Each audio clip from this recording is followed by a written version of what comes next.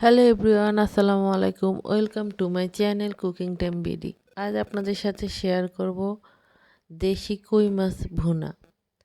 এই কই মাছ রান্নার রেসিপিটা সবাই খুব পছন্দ করে। দেখেন, এখানে 1 কেজি পরিমাণ কই মাছ দিয়ে নিয়েছি, আর এগুলো দেশি কই মাছ। এই মাছগুলো আমাদের পুকুরের মাছ। এই মাছগুলোকে আমি খুব ভালো করে কুটে ধুয়ে নিয়েছি, এবং এখানে 1 কেজি পরিমাণ মাছ রয়েছে। এবার আমি মাছগুলোকে রান্না করার জন্য চুলোতে কড়াই দিয়ে দিলাম, এবং কড়াইতে পেঁয়াজ দিয়ে দিলাম, সাথে দিয়ে দিলাম কাঁচামরিচ। পেঁয়াজ এবং কাঁচামরিচগুলোকে আমি ভালো করে নেড়ে চেড়ে নিচ্ছি। যখন পেঁয়াজটা একটু মজে আসবে বা একটু নরম হয়ে আসবে, তখন আমি দিয়ে দিচ্ছি সাথে লবণ। লবণ দিয়ে আমি আবার নেড়ে চেড়ে নিচ্ছি।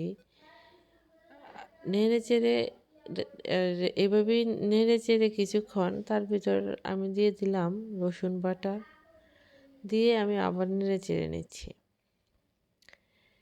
কিছুক্ষণ এভাবে নেড়ে চেড়ে আমি আবার একটু আদা বাটা দিয়ে দিলাম, দিয়ে আবার নেড়ে চেড়ে নিচ্ছি ভালো করে। দেখেন, পেঁয়াজটা একটু লাল লাল হয়ে এসেছে। এবার আমি ভালো করে নেড়ে চেড়ে একটু পানি দিয়ে দিব। দেখেন, আমি পানি দিয়ে দিলাম, অল্প একটু পানি দিয়ে দিয়েছি, 1/2 কাপ পরিমাণ। পানিটা দিয়ে এবার আমি আবার ভালো করে মশলাটাকে মিশিয়ে নিচ্ছি পানির সাথে। কিছুক্ষণ এভাবে নেড়ে চেড়ে মশলাটাকে একটু কষিয়ে নিয়েছি। এবার সাথে দিয়ে দিয়েছি আমি মরিচের গুঁড়া। এবার দিয়ে দিব হলুদের গুঁড়া। দিয়ে আমি আবার একটু ভালো করে নেড়ে চেড়ে নিব। যে কোনো রান্নাতে মশলাটা রান্নার টেস্ট বাড়িয়ে দেয়। যত ভালো মাছ হোক বা মাংস হোক, মশলাটা যদি ভালোভাবে আমাদের না দেওয়া হয়, তাহলে কোনোভাবেই টেস্টটা আসে না। দেখেন, আমি জিরার গুঁড়ি দিয়ে দিচ্ছি, দিয়ে আমি আবার ভালো করে নেড়ে চেড়ে নেব। সাধারণত দেশি মাছগুলো আমি না ভেজেই রান্না করে থাকি।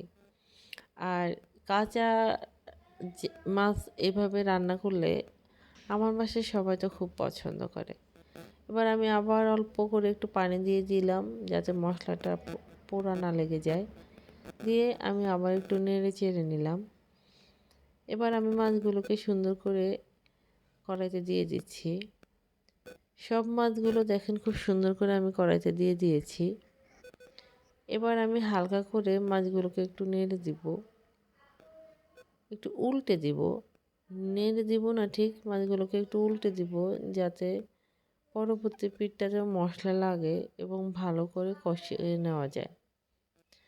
এবং এটা আমি খুব আস্তে আস্তে করব, যাতে মাছগুলো ভেঙে না যায়। কারণ মাছগুলো যেহেতু ভাজা হয়নি, তাই ভেঙে যাওয়ার একটা রিস্ক থেকেই যায়। এবার আমি ঢাকনা দিয়ে ঢেকে দিলাম। আবার ঢাকনাটা তুলে আমি আবার একটু নেড়ে চেড়ে নিচ্ছি। এমনভাবে নেড়ে চেড়ে নিচ্ছি যাতে মাছগুলো না ভেঙে যায়। আমি সুন্দর করে এভাবে নেড়ে চেড়ে নিচ্ছি, এবং মাছগুলোকে ভালো করে কষিয়ে নেওয়ার চেষ্টা করছি। এবার আমি একটু পানি দিয়ে দিলাম। পানি দিয়ে আমি মাছগুলোকে এবার চুলোতে রেখে দিলাম। আমি এই পানি দিয়েই কিছুক্ষণ মাছগুলোকে রেখে রান্না করে ফেলবো। তো দেখেন, মাছগুলো হচ্ছে এভাবেই, মাছগুলোতে বলক চলে আসলো, এবং আমি মিডিয়াম ডিম জালে মাছগুলোকে রান্না করতেছি। যদিও আমার মনে হয়েছে যে মাছের লবণটা একটু কম হয়েছে, কারণ দেখেন আমার তরকারিটাতে একটু ফেনা চলে এসেছে। আর ফেনা চলে আসা মানেই হচ্ছে তরকারিতে লবণ কম হয়েছে। সাধারণত তরকারিতে লবণ কম হলেই তরকারি এভাবে ফেনা হয়ে যায়। এবার আমি আবার ঢাকনা দিয়ে ঢেকে দিয়েছি। এরকম করে 10-15 মিনিট রাখার পরে দেখেন, প্রায় হয়ে গেল আমাদের কই মাছ রান্না। আর এইভাবে দেশি কই মাছ রান্না করলে সত্যি খেতে অন্যরকম একটা মজা চলে আসে। আমি হালকা করে একটু নেড়ে নিচ্ছি, যাতে মাছগুলো ভেঙে না যায়। কই মাছ এভাবে রান্না করলে বা যে কোনো মাছ ভুনা করার সময় খেয়াল রাখতে হবে মাছগুলো যাতে ভেঙে না যায়। আর কই মাছে যেহেতু কাটার পরিমাণ অনেক বেশি, তাই এই মাছগুলো ভেঙে গেলে খাওয়ার কোনো অপশনই থাকে না। এই জন্য সেফলি আস্তে আস্তে নেড়ে চেড়ে মাছগুলোকে রান্না করতে হবে। দেখেন রান্না হয়ে গেল আমাদের কই মাছ ভুনা। এভাবেই আমরা পরিবেশনের জন্য বাটিতে নিয়ে নিলাম কই মাছগুলো। আর এই মাছগুলো এতটাই মজাদার হয়েছে, দেখেন এই হচ্ছে আমাদের পরিবেশনের জন্য রেডি কই মাছ ভুনা। আর এইভাবে কই মাছ ভুনা করলে পছন্দ করবে বাড়ির সবাই।